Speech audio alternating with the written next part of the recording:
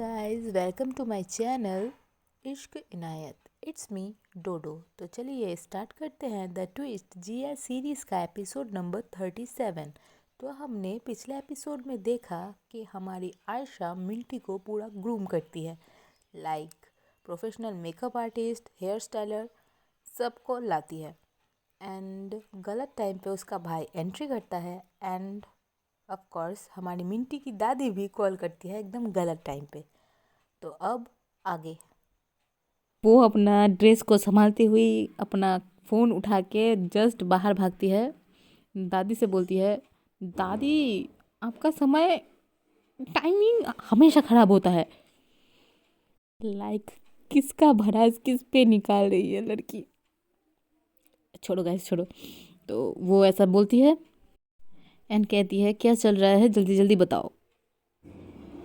तो उसकी दादी बोलती है, क्या तुम मिस्टर ईशान के घर में किटी के चीज़ों को इकट्ठा करने के लिए आरोही के साथ जा सकती हो। मैंने पहले ही आरोही के साथ ये बारे में बात कर ली है। ईशान के घर वालों ने कहा है कि तुम लोग आज ही जा सकती हो। तो हमारी मिंटी बोलती है, लेकिन मैं नहीं जा सकती दादी, मैं शहर से बाहर आई हूँ। आप क्यों नहीं आरोही के साथ चली जाती। दादी बोलती है, बिल्कुल नहीं, मैं उस जगह को नहीं जानती हूँ, और वैसे भी मुझे किटी के साथ हॉस्पिटल में मिलने जाना है। तुम थोड़ा जल्दी क्यों नहीं आ सकती। फिर हमारी मिंटी बोलती है, दादी मैं शहर से बाहर हूँ, अलग सेक्टर में। हाँ, लेकिन मैं ये कर सकती हूँ कि मैं आरोही के साथ किसी को भेज सकती हूँ। तो दादी बोलती है, ठीक है। एंड मिंटी हमारी फ़ोन कट करती है। एंड हमारी मिंटी जो उस रूम से अपना फ़ोन लेके भागी थी, जस्ट उसी वक्त उसका भाई एकदम एक्साइटेड होके हमारी आयशा के एकदम फेस के सामने आके बेड पे बैठ जाता है एंड उससे बातें करने लगता है। तो उसका भाई कहता है, ये आप इतना कुछ जो कर रहे हो, ये सच में किटी के लिए है, आप उसके लिए ये सब कर रही हो। तो हमारी आयशा बोलती है, आपको इसका आंसर पहले से ही पता है, तो आप क्यों पूछ रहे हो। तो उसका भाई बोलता है, क्या आपको सचमुच लगता है कि यह प्लान काम करेगी। फिर आयशा रिप्लाई करती है, आपको बाहर से मिंटी हार्ड लग सकती है, लेकिन वह अंदर से अविश्वसनीय रूप से बहुत काइंड है। अगर वो देखेगी कि मैं ठीक नहीं हूँ तो वो मुझे नहीं छोड़ेगी। अगर हम सचमुच एक दूसरे के हैं तो सच्चाई जानने के बाद भी वो मुझे फिर कभी नहीं छोड़ेगी। आज रात मैं मिंटी को अपना बना लूँगी। उसका भाई रिप्लाई करता है, क्या ये बेस्ट बात है जो तुम जैसी चालाक लड़की सोच सकती है। क्या ये आप और मेरे पापा ही नहीं थे जिन्होंने मुझे कोई और ऑप्शन नहीं दिया। तो उसका भाई थोड़ी देर के लिए चुप हो जाता है एंड बोलता है, सही बात है, लेकिन मैं यहाँ खुद को फ्री कर रहा हूँ, ठीक है। आयशा हाँ करती है, लाइक अपने मुंह से नहीं, सिर्फ इशारों में हाँ में सिर हिलाती है। एंड सीन शिफ्ट करता है जहाँ पे आरोही और हमारी कियारा साथ में ईशान के घर जा रही थी हमारी किटी का सब सामान समेटने के लिए। तो हमारी आरोही जो है अपने हाथ में एक बॉक्स लेके आई थी, उसको वो टेबल पे रखती है एंड कियारा उस घर का डोर लॉक करती है एंड आती है सामने काम करने के लिए एंड हमारी आरोही उसे थैंक यू बोलती है उसके साथ आने के लिए। आरोही बोलती है दादी यहाँ नहीं आना चाहती थी। ये सुन के सरप्राइज़ तो नहीं लगता है। फिर हमारी कियारा बोलती है हाँ ये घर बहुत बड़ा है, अमीर लोगों का जैसा होता है, लेकिन यहाँ पे लाइफ नहीं है, यहाँ पे प्यार की कमी लगती है। ये घर एक मकान है, घर नहीं है।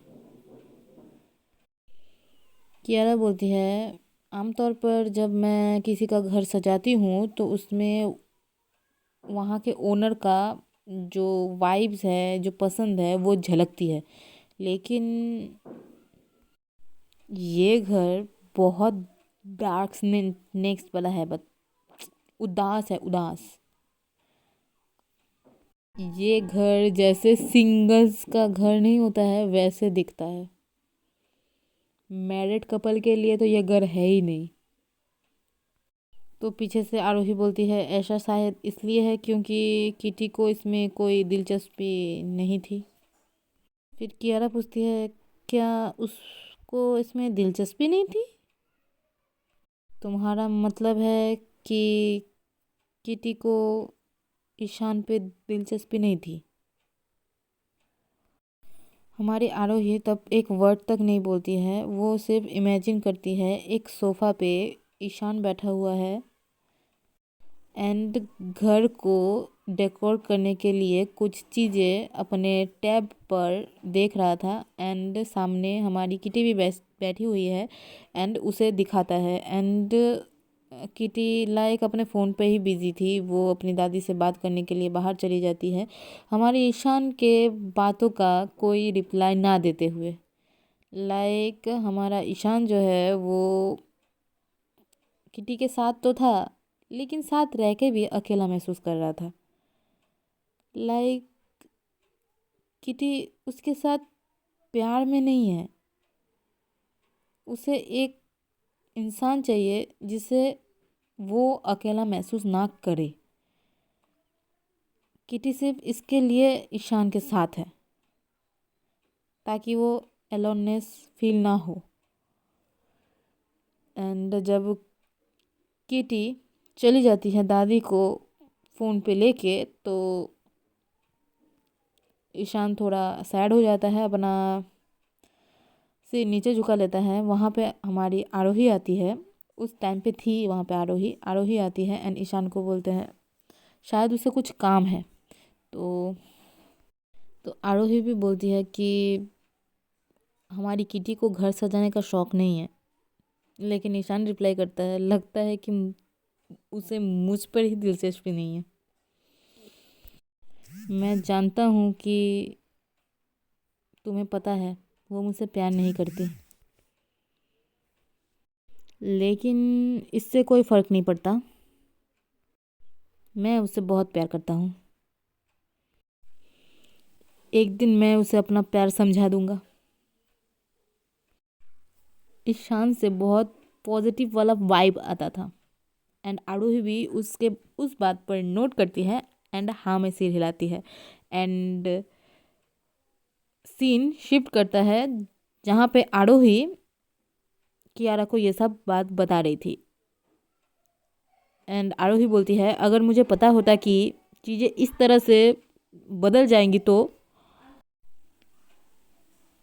मैंने ईशान से कहा होता कि उसे अपने लाइफ का एंड दिन किसी ऐसे पर्सन के साथ नहीं बिताना चाहिए जो उससे प्यार नहीं करता हो। कियारा बोलती है तुम किटी की दोस्त हो, क्या आप सच में ऐसा कह सकती? फिर आरोही भी बोलती है क्योंकि मैं उसकी फ्रेंड हूँ इसीलिए मुझे ये कहने का और भी रीज़न मिल गया है और मैंने किटी को भी यही बात बताई होगी। फिर कियारा कुछ सोचती है एंड आरोही को बोलती है, क्या मिंटी की मदद करने का किटी से कोई रिलेशन है? आरोही बोलती है, मैं तो बस अपने फ्रेंड के पापों का प्रायश्चित करना चाहती हूँ। कियारा बोलती है, प्रायश्चित? आरोही बोलती है, एक दिन तुम समझ जाओगी। कियारा उसकी बातें सुनकर थोड़ा सैड हो जाती है एंड उसका मुंह सस्पेशियस हो जाता है। लाइक आरोही बोलना क्या चाह रही है, क्या है, राज क्या है इसमें। एंड सीन वहीं पे ख़त्म होता है एंड मिलते हैं नेक्स्ट एपिसोड के साथ। Till then tata bye bye. और सब्सक्राइब कर दो गाइस, आप लोग सब्सक्राइब ही नहीं करते हो।